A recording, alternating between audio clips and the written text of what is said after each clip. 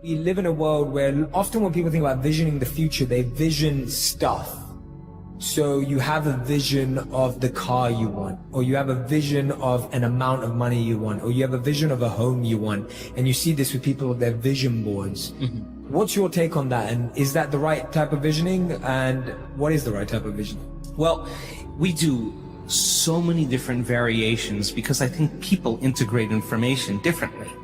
And all of those cars and homes and whatever that is, there are symbols of what it looks like when a person actually arrives at this concept called abundance, right? So if those things help them to associate with something that creates a feeling of abundance, and they're building their vision board to help them to get clear on their intent, then that's fine, because they're associating objects or things or material things that they'll say, that's when I know that I'm abundant. That's fine. Other people will say, look, abundance just means that I have more than I need, and I'm happy with that. And for them, there's a feeling that is associated with that. And when they begin to dream about their future, they may see themselves in a scene or see themselves a certain way.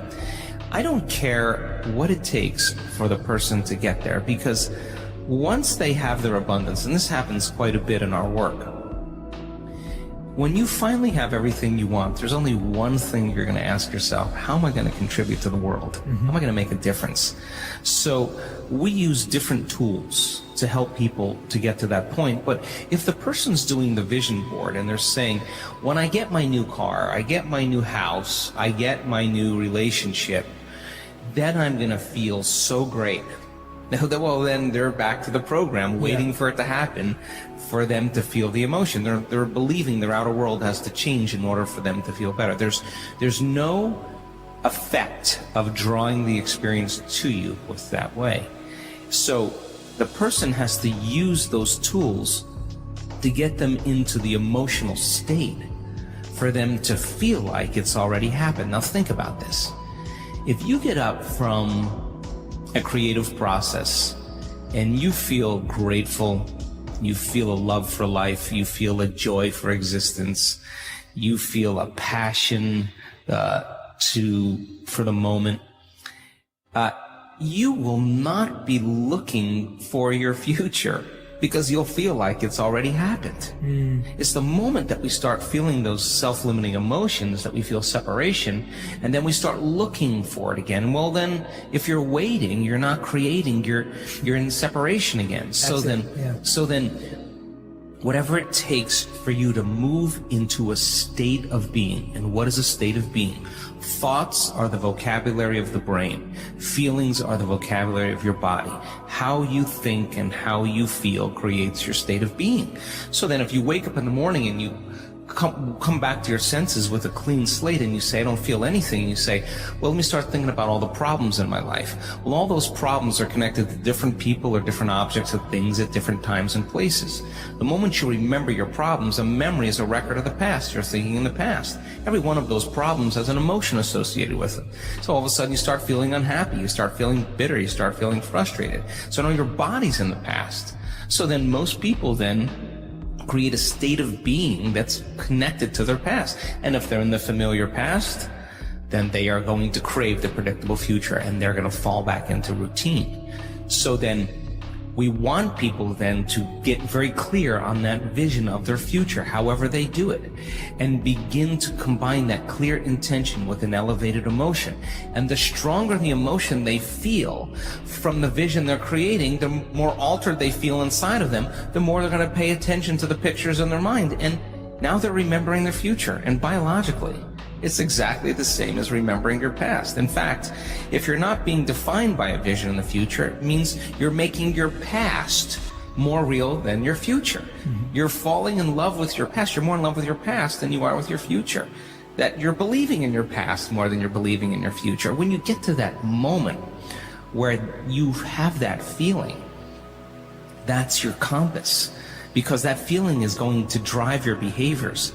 It's going to drive more of those thoughts. And when you feel that feeling and it's visceral, No person, no thing, no experience will stand in the way between you and that vision, and you will be initiated by the universe into wealth. You will be initiated into health. You'll be initiated into freedom. Those people, all those people that have healed themselves of all those different health conditions, they are so humble and so happy, and they feel so great that they would never trade this feeling because of what you thought of them. They've left that program behind a long time ago.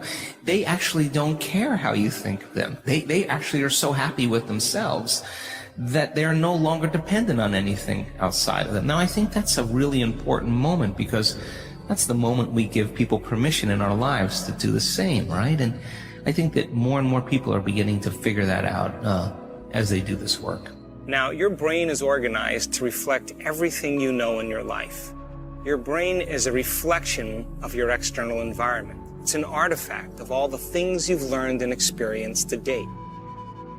Feelings and emotions are the end product of past experiences. And if you're feeling the same way every single day, it means two things. Number one, nothing new is happening in your life. And if those emotions are driving certain thoughts, and those thoughts then are creating the same emotions, then your thinking equal to your emotional state means you're thinking in the past.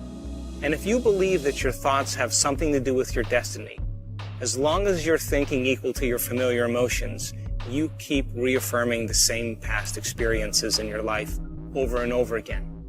Our research shows without a doubt in the last 3 years that when students of our work combine a clear intention, now intention is a vision, a potential that already exists in the quantum field that you get to select.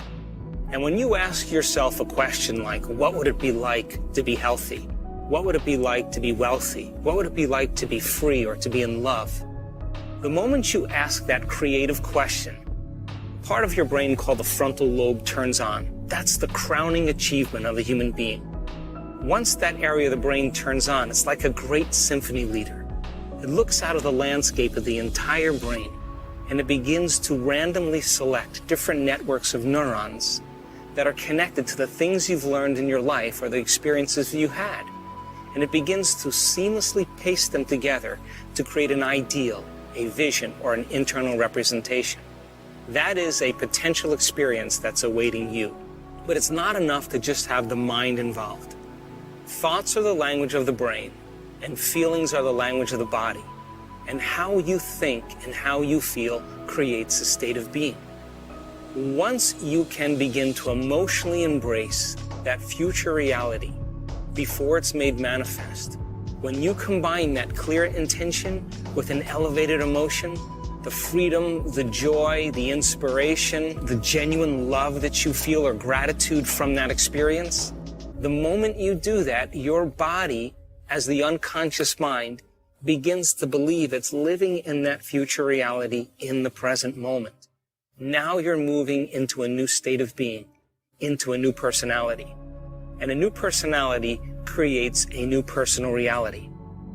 The research that we've done shows that when we teach people how to regulate their internal states, to begin to create more coherence in their brain, and to generate elevated emotions like joy and gratitude and inspiration, that not only does the brain become coherent, but so does the heart. And when the brain is coherent, the heart is coherent. When the heart is coherent, the brain is coherent. And so why don't we live by these states on a daily basis? Primarily because the majority of the time that we live in our waking state of consciousness, 70% of the time, you and I are living by the hormones of stress. And living in stress is living in survival. And when you're living in survival, the very chemicals of survival cause you to function as materialist, defining your reality with your senses. You pay attention to objects and things and people. You begin to believe that your outer world is more real than your inner world.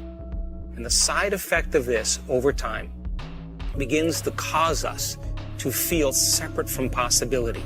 Why? Because when you're threatened by some predator or some danger in your life, it's not a time to go in. It's not a time to trust the unknown. It's not a time to open your heart and feel love. It's not a time to communicate. It's not a time to create. It's not a time to learn. It's a time to survive. So then, in order for us to create them, we have to lay down the very thing we used our whole life to get what we want for something greater to occur. And most importantly, we want you to understand when you're in the creative state and when you're not. And if you were to take a little time every day and apply some of the principles in changing beliefs and perceptions about yourself and your life, and what is a belief other than a thought you keep thinking over and over again? And all beliefs are based on past experiences. And in order for you to change a belief or perception about yourself and your life, you have to make a decision with such firm intention that the amplitude of that decision carries a level of energy that's greater than the hardwired programs in your brain and the emotional conditioning in your body. And your body literally has to respond to a new mind.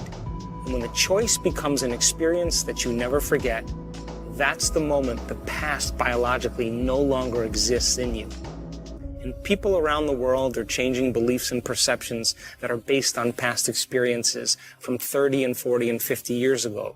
And the side effect is that they're creating new lives. All potentials in the quantum field exist in the present moment. So that when you sit down to create something in your future, it's important for you to understand that only when you're in the present moment do you have access to possibility. Once you understand what it's like to be in the present moment, change your energy. And when you change your energy to match a potential that already exists in the quantum field electromagnetically, when your energy matches that experience energetically, that's when reality is drawn to you. That's when the new experience begins to find you. So whether you want to change your health, or create something new in your life, or experience a mystical moment, a lucid dream, whatever your passion or desire is, specifically select those potentials and create the life that you want, so that you don't have to go and get it, that in fact it comes to you. So think about this. Most people wake up in the morning, and the first thing they do is they get in touch with the feeling that defines them. The moment they get in touch with that feeling, whether it's suffering or guilt or shame or judgment or unworthiness, they begin to start their day from that emotional state. In other words, they're already living in the past.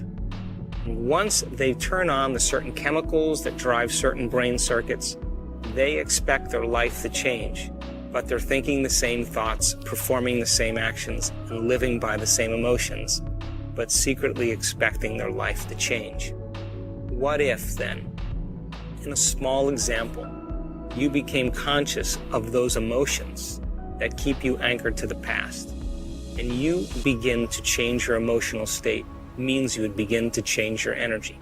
Now, from a quantum perspective, the thoughts that you think are like the electrical charge in the quantum field. The feelings that you emote are like the magnetic charge in the quantum field.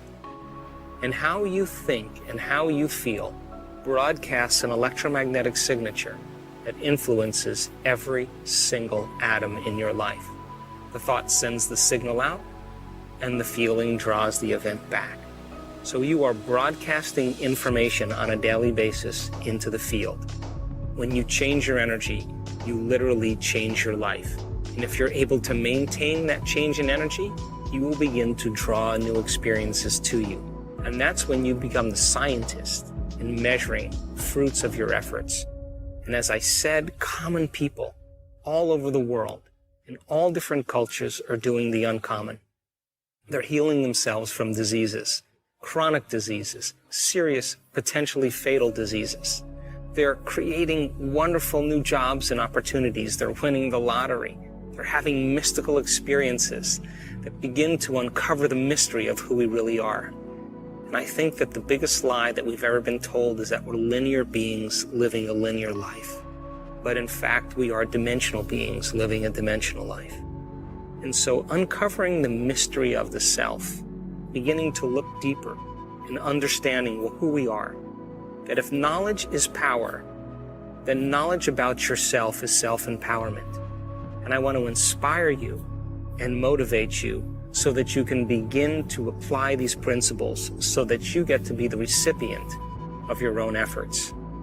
For example, We've had several people in our work heal themselves of very difficult conditions. One lady in particular experienced a very sudden loss. The event in itself produced very strong emotions.